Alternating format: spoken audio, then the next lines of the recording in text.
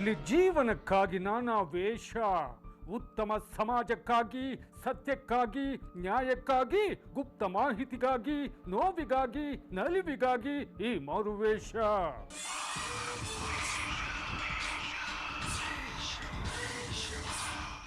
ಸಾವು ಬದುಕಿನ ನಡುವೆ ಹೋರಾಟ ನಡೆಸ್ತಾ ಇರೋ 8 ತಿಂಗಳ ಮಗುವಿಗೆ ಶೀಘ್ರವಾಗಿ ಹೃದಯದ ಆಪರೇಷನ್ ಆಗಬೇಕು. ಯಾರಾದರೂ ಸಹಾಯ ಮಾಡಿರೆಂದು ಕಡು ಬಡ ಕುಟುಂಬವು ರೋಧಿಸಲು ನಿಂತಾಗ ಆಗಿದ್ದೇನು?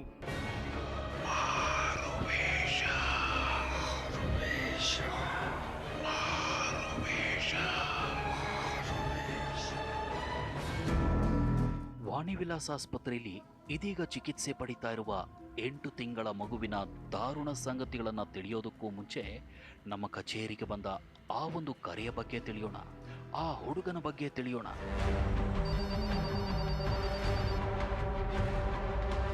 ಸರ್, ನನ್ನ ಹೆಸರು ಮಧುಸೂದನ್ ಅಂತ. ಬೆಂಗಳೂರಿನ ಶೇಷಾದ್ರಿಪುರಂ ಕಾಲೇಜ್ನಲ್ಲಿ ಓದ್ತಾ ಇದ್ದೀನಿ ಅಂತ ಹೇಳಿ ತನ್ನ ದಾರುಣ ಸ್ಥಿತಿಯನ್ನ ಹೇಳ್ಕೊಂಡ.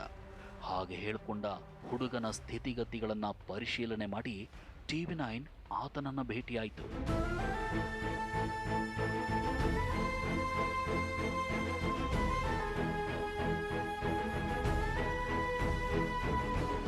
ಬೆಂಗಳೂರಿನ ಶೇಷಾದ್ರಿಪುರಂ ಕಾಲೇಜ್ನಲ್ಲಿ ಕಾಮರ್ಸ್ ವಿಭಾಗದಲ್ಲಿ ಸೆಕೆಂಡ್ PUC ಮಾಡ್ತಿರೋ ಮಧುಸೂದನ್ಗೆ ತಂದೆ ತಾಯಿ ಇಲ್ಲ.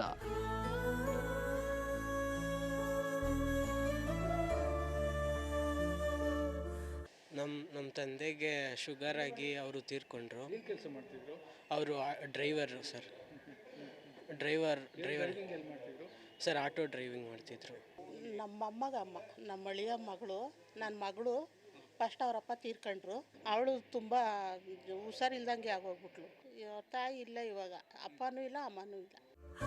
ಆಟೋ ಓಡಿಸಿ ಕುಟುಂಬವನ್ನ ನಿರ್ವಹಿಸ್ತಾ ಇದ್ದ ಈತನ ತಂದೆ ಶುಗರ್ ಸಮಸ್ಯೆ ಅತಿಯಾಗಿ ತೀರ್ಕೊಂಡ್ಬಿಟ್ರು. ಪತಿ ತೀರ್ಕೊಂಡ ನಂತರ ಅದೇ ಯೋಚನೆಯಲ್ಲಿ ಹಾಸಿಗೆ ಹಿಡಿದ ಈತನ ತಾಯಿ ಕೂಡ ತೀರ್ಕೊಂಡ್ಬಿಟ್ರು. ಇದೀಗ ಅಜ್ಜಿಯ ಆರೈಕೆಯಲ್ಲಿ ಬೆಳೆಯುತ್ತಿರುವ ಶ್ರೀರಾಮ್ಪುರದ ಒಂದು ಕಾಲೋನಿಯಲ್ಲಿ ಜೀವನ ಸಾಗಿಸ್ತಿರುವ ಮಧುಸೂದನ್ಗೆ ಸೆಕೆಂಡ್ PUCಗೆ ಅಡ್ಮಿಷನ್ ಪಡೆಯಲು ಹಣವಿಲ್ಲ. ಈ ಸಂಗತಿಯನ್ನ ದೃಢಪಡಿಸಿಕೊಂಡ TV9 ಬಹಳಷ್ಟು ವರ್ಷಗಳಿಂದ ಸಮಾಜಪರ ಕೆಲಸಗಳನ್ನು ಮಾಡ್ಕೊಂಡು ಬರ್ತಿರೋ ಮುನೀಶ್ವರ ಸ್ವಾಮಿ ಜೈನ್ ಚಾರಿಟೇಬಲ್ ಟ್ರಸ್ಟ್ ಜೊತೆ ಮಾತನಾಡ್ತು.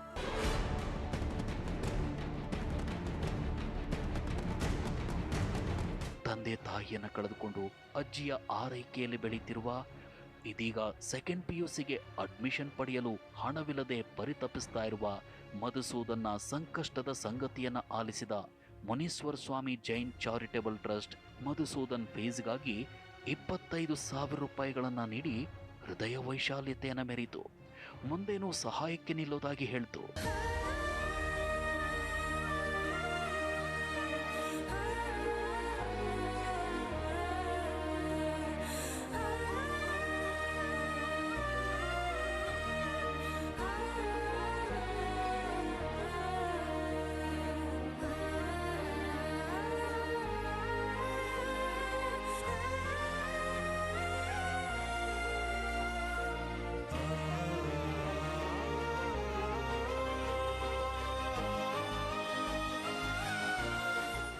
ಇವರಿಗೆ ಒಳ್ಳೆಯದಾಗಲಿ, ಒಳ್ಳೆ ಸ್ಟೂಡೆಂಟು, ಭಾಳ brilliant, and wish him all the best. I am very proud of him. ಭಾಳ ಸಂತೋಷ ಆಯಿತು. ಇನ್ನು ನೆಕ್ಸ್ಟ್ ಬೇಕಾದ್ರೆ ಕೊಡೋಣ.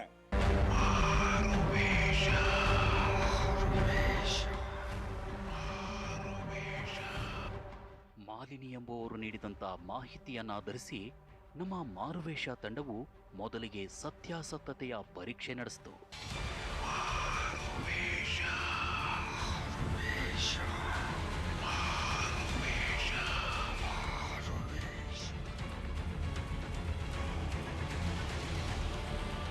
ನಮ್ಮ ಮಾರುವೇಷ ತಂಡವು ವಾಣಿವಿಲಾಸ ಆಸ್ಪತ್ರೆಗೆ ಹೋಗಿ ಸತ್ಯಾಸತ್ಯತೆಯ ಪರೀಕ್ಷೆ ನಡೆಸಿದ ನಂತರ ನಮಗೆ ಸಿಕ್ಕಿದಂಥ ಮಾಹಿತಿ ಸತ್ಯವಾಗಿತ್ತು.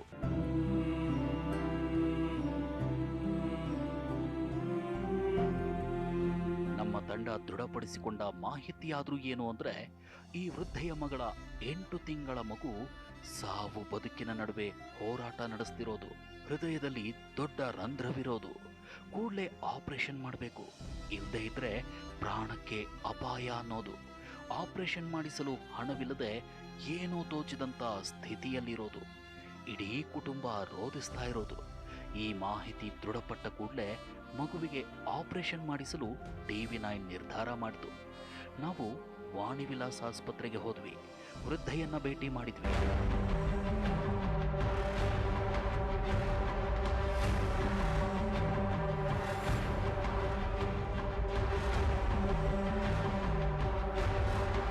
ಸರ್, ನನ್ನ ಮಗಳು ಅಷ್ಟು ಚುರುಕಿಲ್ಲದಾಕೆ. ತಮಿಳುನಾಡಿನಲ್ಲಿರೋ ಓರ್ವ ಸಂಬಂಧಿಕರು ಕೊಟ್ಟು ಮದುವೆ ಮಾಡಲಾಯಿತು. ಒಂದು ಮಗು ಹುಟ್ಟಿತು. ಆದರೆ ಅದು ಹುಟ್ಟಿದ ಕೂಡಲೇ ಸಾವನ್ನಪ್ಪಿತು. ಆನಂತರ ಮಗಳು ಮತ್ತೆ ಗರ್ಭವತಿಯಾದ್ಲು. ಇದೇ ಸಮಯದಲ್ಲಿ ಅಳಿಯ ಮಗಳನ್ನ ಹೊಡೆದು ಮನೆಯಿಂದ ಆಚೆ ಹಾಕ್ಬಿಟ್ಟಿದ್ದಾನೆ. ಆತ ಕೂಡ ಊರನ್ನ ಬಿಟ್ಟು ಹೋಗ್ಬಿಟ್ಟಿದ್ದಾನೆ. ಹಲವಾರು ತಿಂಗಳುಗಳು ಕಳೆದ್ರೂ ಆತನ ಪತ್ತೇನೇ ಇಲ್ಲ.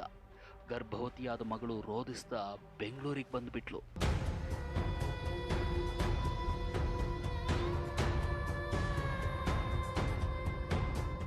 ಗರ್ಭವನ್ನು ಹೊತ್ತು ರೋಧಿಸ್ತಾ ಬೆಂಗಳೂರಿಗೆ ಬಂದುಬಿಟ್ಟ ಮಗಳು 8 ತಿಂಗಳ ಹಿಂದೆ ಒಂದು ಗಂಡು ಮಗುವಿಗೆ ಜನ್ಮ ನೀಡಿದ್ದಾಳೆ.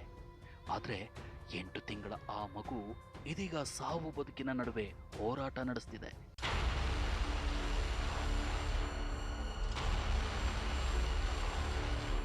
ವಾಣಿ ವಿಲಾಸ್ ಆಸ್ಪತ್ರೆಯಲ್ಲಿ ಸಾವು ಬದುಕಿನ ನಡುವೆ ಹೋರಾಟ ನಡೆಸ್ತಿರೋ ಮಗುವಿಗೆ ಏನಾಗಿದೆ ಅನ್ನೋ ಪ್ರಶ್ನೆಗಳಿಗೆ ಇಲ್ಲಿನ ವೈದ್ಯಾಧಿಕಾರಿಗಳಾದ ಸಂತೋಷ್ ಪ್ರಭಾರಿಂದ ಬಂದ ಉತ್ತರ ಹೃದಯದಲ್ಲಿ ರಂಧ್ರವಿದೆ ಎಂಬುದು.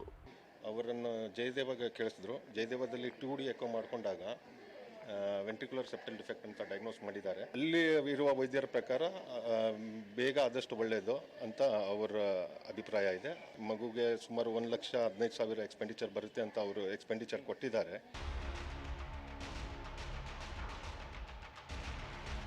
ಮಗುವಿಗೆ ಹೃದಯದಲ್ಲಿ ರಂಧ್ರವಿದೆ. ಕೂಡಲೇ ಮಗುವಿಗೆ ಹೃದಯದ ಆಪರೇಷನ್ ನಡೆಸಬೇಕು. ಅದಕ್ಕಾಗಿ 1,15,000 ರೂಪಾಯಿಗಳು ಖರ್ಚಾಗುತ್ತೆ ಅಂತ ಜಯದೇವ ಆಸ್ಪತ್ರೆಯಲ್ಲಿ ಹೇಳಿದ್ದಾರೆ. ಸರ್, ದಯವಿಟ್ಟು ಯಾರಾದರೂ ಸಹಾಯ ಮಾಡಿ. ಮಗಳನ್ನ ಅಳಿಯ ಬಿಟ್ಟುಬಿಟ್ಟಿದ್ದಾನೆ. ಚುರುಕಿಲ್ಲದ ನನ್ನ ಮಗಳು ಕೊನೆ ಪಕ್ಷ ತನ್ನ ಮಗನನ್ನು ನೋಡಿಕೊಂಡಾದರೂ ಎಲ್ಲವನ್ನೂ ಮರೀಲಿ, ಜೀವನ ಸಾಗಿಸಲಿ ಎಂಬ ಮಾತು ವೃದ್ಧೆ ಸಾವಿತ್ರಿಯವರದ್ದಾಗಿದೆ.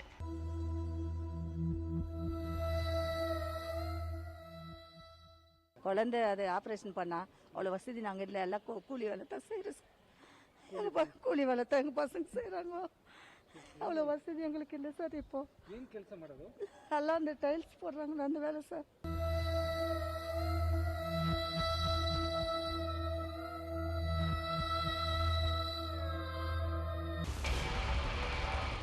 ಸರ್, ನನ್ನ ಮೊಮ್ಮಗನಿಗೆ ಕೂಡಲೇ ಹೃದಯದ ಆಪರೇಷನ್ ಮಾಡಿಸ್ಬೇಕು ಸರ್. ಜಯದೇವದಲ್ಲಿ ಮುಂದಿನ ತಿಂಗಳು ಡೇಟ್ ಕೊಟ್ಟಿದ್ದಾರೆ. ಜೊತೆಗೆ 1,15,000 ರೂಪಾಯಿಗಳು ಖರ್ಚಾಗುತ್ತೆ ಅಂತ ಹೇಳಿದ್ದಾರೆ. ನಾವು ಕಡು ಬಡವರು ಸರ್. ಲಾಕ್ಡೌನ್ನಿಂದಾಗಿ ಜೀವನ ಜರ್ಜರಿತವಾಗಿ ಹೋಗಿದೆ.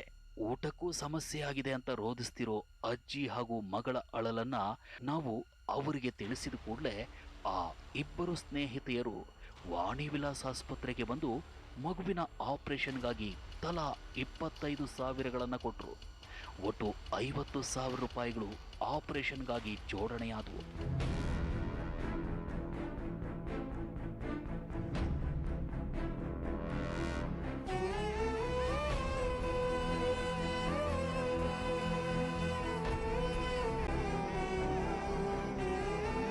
ಆಪರೇಷನ್ಗಾಗಿ 50,000 ರೂಪಾಯಿಗಳನ್ನು ನೀಡಿದ ಮಂಜುಳಾ ಮೇಡಮ್ ಹಾಗೂ ಯಶೋಧಮ್ಮನವರು ಮಗುವನ್ನ ನೋಡಬೇಕು ಅಂದ್ರು.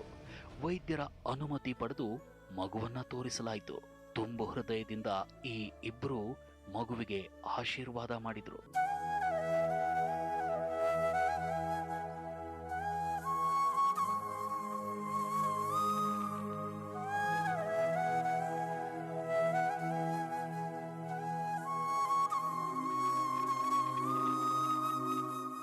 ಇನ್ನು ಇದೇ ಸಮಯದಲ್ಲಿ ಸಹೃದಯಿಗಳಾದ ಪ್ರೀತು ಸಿಂಗ್ ರವರಿಗೆ ಫೋನ್ ಕರೆ ಮಾಡಿದ್ವಿ. ಮಗುವಿನ ಸ್ಥಿತಿಯನ್ನ, ಇಡೀ ಕುಟುಂಬದ ಯಾತನೆಯನ್ನ ತಿಳಿಸಿದ್ವಿ. ವಿಡಿಯೋ ಕಾಲ್ ಮೂಲಕ ಅವರ ಸ್ಥಿತಿಗತಿಗಳನ್ನ ತೋರಿಸಿದ್ವಿ.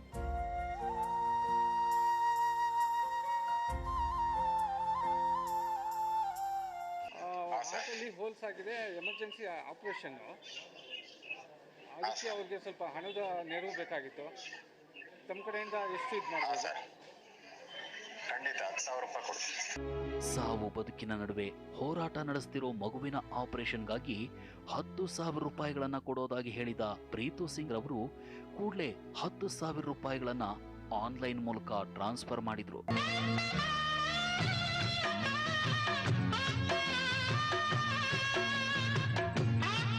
ಮಗುವಿನ ಆಪರೇಷನ್ಗಾಗಿ ಒಟ್ಟು 60,000 ರೂಪಾಯಿಗಳು ಜೋಡಣೆಯಾದವು. ಇನ್ನು ನಾವು ಜಯದೇವ ಆಸ್ಪತ್ರೆಗೆ ಹೋಗಿ ಅಲ್ಲಿನ ನಿರ್ದೇಶಕರನ್ನ ಭೇಟಿ ಮಾಡಿದ ಕೂಡಲೇ ಆಪರೇಷನ್ ಮಾಡಿಕೊಡುವಂತೆ ವಿನಂತಿಸಲು ನಿರ್ಧಾರ ಮಾಡಿದ್ವಿ. ಅದಕ್ಕಾಗಿ ವಾಣಿವಿಲಾಸ್ ಆಸ್ಪತ್ರೆಯಲ್ಲಿ ಮಗುವಿನ ಈಗಿನ ಸ್ಥಿತಿಯ ರಿಪೋರ್ಟ್ ಪಡೆಯಲು ಮುಂದಾದ್ವಿ. ಅದಕ್ಕಾಗಿ ನಾವು ಅದಕ್ಕೆ ಸಂಬಂಧಪಟ್ಟ ವೈದ್ಯಾಧಿಕಾರಿಗಳಾದ ಡಾಕ್ಟರ್ ಮಲ್ಲೇಶ್ ಅವರ ಚೇಂಬರ್ಗೆ ಹೋದ್ವಿ. ಡಾಕ್ಟರ್ ಮಲ್ಲೇಶ್ ರವರು ಕೂಡಲೇ ರಿಪೋರ್ಟ್ ಸಿದ್ಧಗೊಳಿಸೋದಾಗಿ ಹೇಳಿ ತಾವೇ ಖುದ್ದಾಗಿ ಕುಳಿತು ರಿಪೋರ್ಟ್ ಸಿದ್ಧಪಡಿಸಿದ್ರು.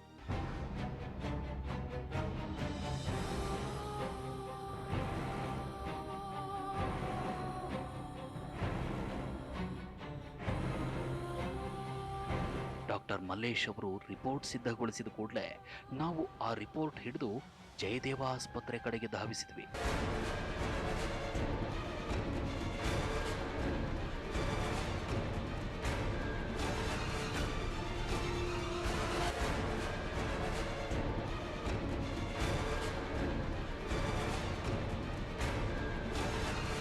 ಸಾವು ಬದುಕಿನ ನಡುವೆ ಹೋರಾಟ ನಡೆಸುತ್ತಿರುವ ಮಗುವಿನ ಬಗ್ಗೆ ವಾಣಿ ವಿಲಾಸ್ ಆಸ್ಪತ್ರೆಯಲ್ಲಿ ರಿಪೋರ್ಟ್ ಪಡೆದು ನಾವು ಜಯದೇವ ಆಸ್ಪತ್ರೆಗೆ ಹೋದೆವು.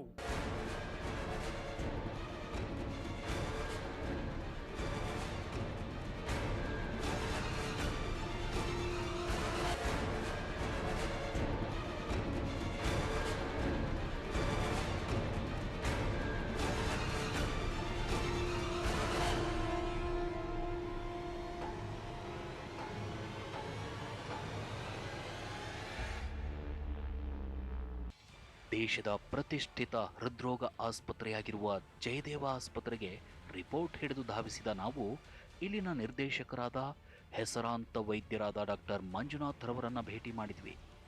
ವಾಣಿವಿಲಾಸ್ ಆಸ್ಪತ್ರೆಯಿಂದ ತಂದಿದ್ದ ರಿಪೋರ್ಟ್ ಅನ್ನ ಕೆಲ ದಿನಗಳ ಹಿಂದೆ ಇದೇ ಆಸ್ಪತ್ರೆಯಲ್ಲಿ ಹೃದಯದಲ್ಲಿ ರಂಧ್ರ ವಿರೋಧನ ದೃಢಪಡಿಸಿದ ರಿಪೋರ್ಟ್ ಅನ್ನ ನೀಡಿದ್ವಿ. ಜೊತೆಗೆ ಕಡು ಬಡ ಕುಟುಂಬದ ದಾರುಣ ಸ್ಥಿತಿಯನ್ನ ವಿವರಿಸಿದ್ವಿ. ಆಪರೇಷನ್ಗಾಗಿ ಮುಂದಿನ ತಿಂಗಳು ಡೇಟ್ ಕೊಡಲಾಗಿದೆ, ಸ್ವಲ್ಪ ಬೇಗ ಮಾಡಿಕೊಡಿ ಅಂತ ವಿನಂತಿಸಿದ್ವಿ.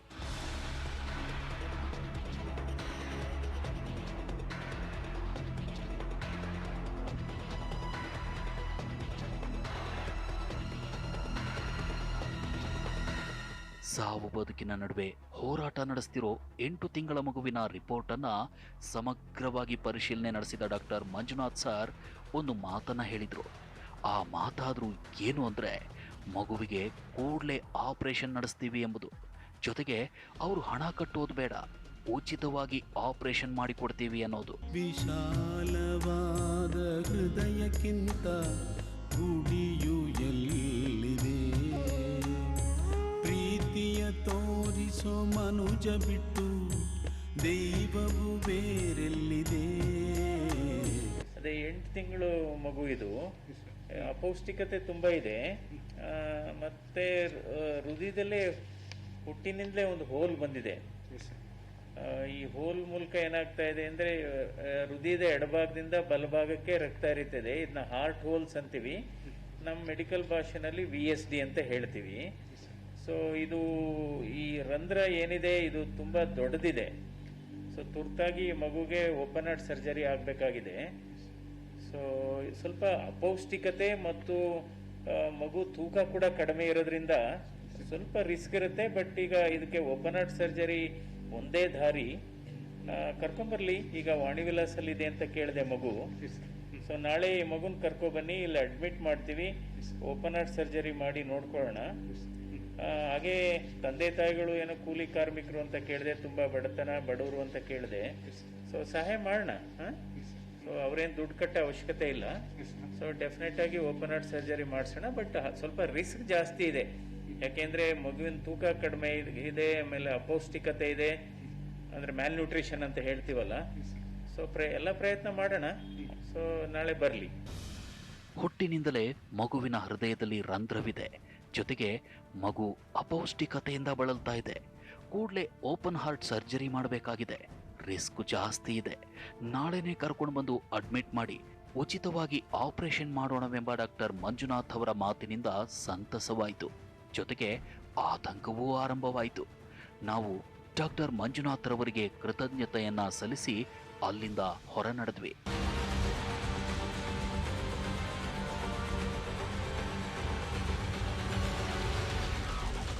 ನಾವಲ್ಲಿಂದ ವಾಣಿ ವಿಲಾಸ್ ಆಸ್ಪತ್ರೆಗೆ ಕರೆ ಮಾಡಿದ್ವಿ. ಡಾಕ್ಟರ್ ಸಂತೋಷ್ ರೊಂದಿಗೆ ಮಾತನಾಡಿ ನಾಳೆ ಡಿಸ್ಚಾರ್ಜ್ ಮಾಡಿಕೊಡಿ ಅಂತ ವಿನಂತಿಸಿದ್ವಿ. ಈ ನಡುವೆ ವೃದ್ಧೆ ಸಾವಿತ್ರಮ್ಮನವರಿಗೂ ಕರೆ ಮಾಡಿ ನಾಳೆಯೇ ಡಿಸ್ಚಾರ್ಜ್ ಮಾಡಲಾಗ್ತಿದೆ.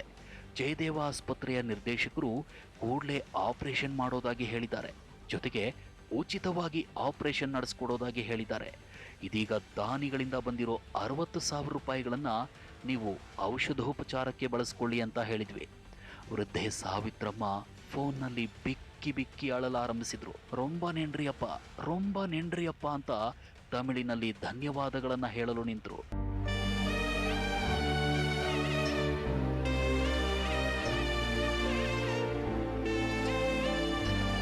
ನಾವು ಮಾರನೇ ದಿನ ವಾಣಿ ವಿಲಾಸ್ ಆಸ್ಪತ್ರೆಗೆ ಹೋದ್ವಿ. ಸಂತೋಷ್ರನ್ನ ಭೇಟಿಯಾದ್ವಿ.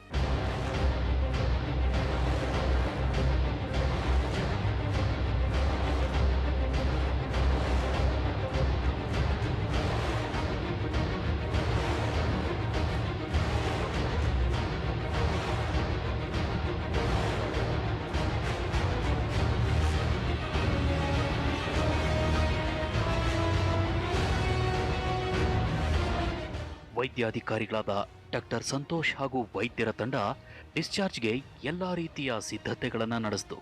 ಕೆಲ ರಿಪೋರ್ಟ್ಗಳನ್ನು ಸಿದ್ಧಪಡಿಸಿತು.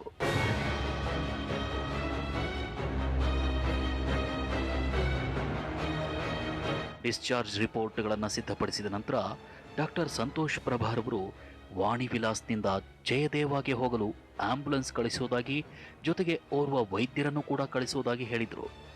ಆಂಬ್ಯುಲೆನ್ಸ್ ಸಿದ್ಧಗೊಳಿಸಿದ್ರು. ಮಗುವನ್ನ ಡಿಸ್ಚಾರ್ಜ್ ಮಾಡಲಾಯಿತು.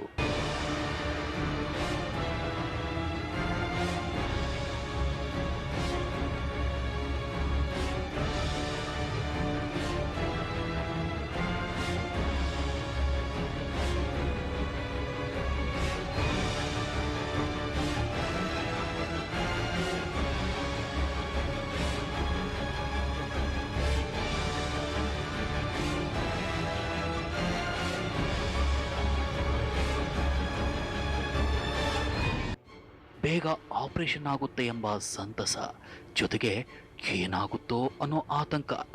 ನಮ್ಮ ನೆರವಿಗೆ ನಿಂತ ವಾಣಿ ವಿಲಾಸ್ನ ಡಾಕ್ಟರ್ ಸಂತೋಷ್ ಪ್ರಭಾ ಹಾಗೂ ಇಡೀ ಸಿಬ್ಬಂದಿಗೆ ನಾವು ಕೃತಜ್ಞತೆಗಳನ್ನು ಸಲ್ಲಿಸಿದ್ವಿ.